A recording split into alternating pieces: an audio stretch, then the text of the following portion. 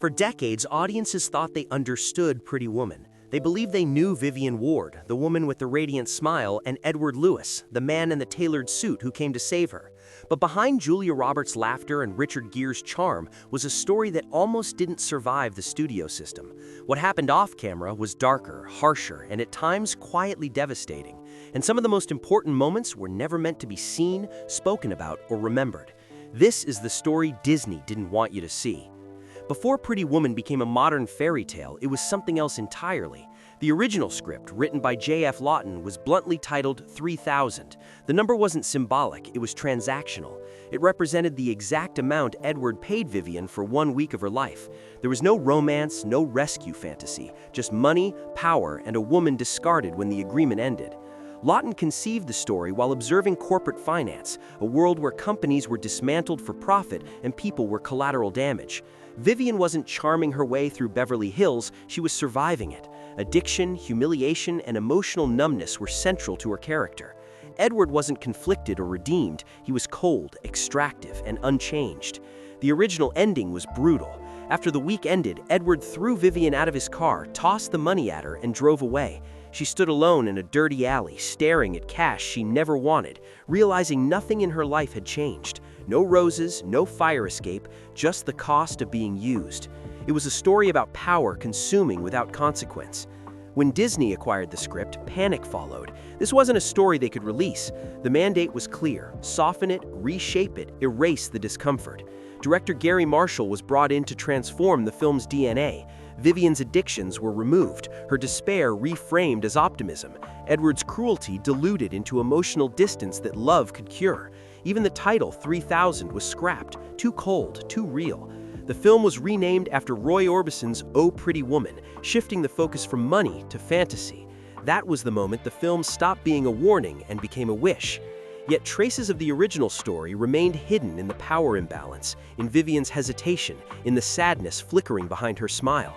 When filming began, Julia Roberts was only 20 years old and far from a star. Disney executives questioned her casting and quietly explored replacements. She knew she was expendable. That pressure followed her onto the set daily. Crew members recalled her hands shaking before intimate scenes. Her breathing grew shallow. During one early romantic moment, stress caused a vein to bulge visibly on her forehead, forcing filming to stop. She developed stress-induced hives. Calamine lotion became standard on set. Marshall understood what the studio didn't. Julia's vulnerability wasn't a weakness, it was the soul of the film. During one love scene, she froze completely. Instead of pushing, Marshall sat beside her and talked about nothing important. When filming resumed, the softness audiences adored wasn't acting, it was relief. Julia drew one firm boundary: she would not appear naked on camera. That boundary was honored, but the emotional exposure demanded of her was relentless. She turned 21 during filming, celebrating briefly in an alley before returning to set. Marshall believed in spontaneity, often crossing into emotional risk. The famous jewelry box scene, where Edward snaps the lid shut on Vivian's fingers, was unscripted. Julia's shock and laughter were real. The necklace itself was real too, worth $250,000, with armed guards standing just off camera. Other moments went further. Industrial detergent used in the bubble bath scene burned Julia's skin and stripped dye from her hair. In one take, the entire crew left the room as a prank while she was underwater. When she surfaced alone, her laughter masked exhaustion and stress. Even the ending wasn't settled until late in production. Test audiences rejected every ambiguous version. They didn't want realism, they wanted release. Marshall rewrote the ending himself. Edward returns, climbing towards Vivian instead of driving away. Power gives way to vulnerability, and when Vivian says she rescues him right back, the story finally transforms. When Julia read the final ending, she cried, not from romance, but because it gave meaning to everything she endured.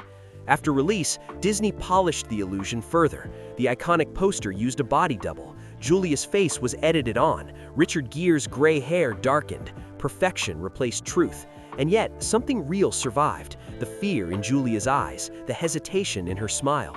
Pretty Woman endured not because it hid its wounds, but because it never fully could.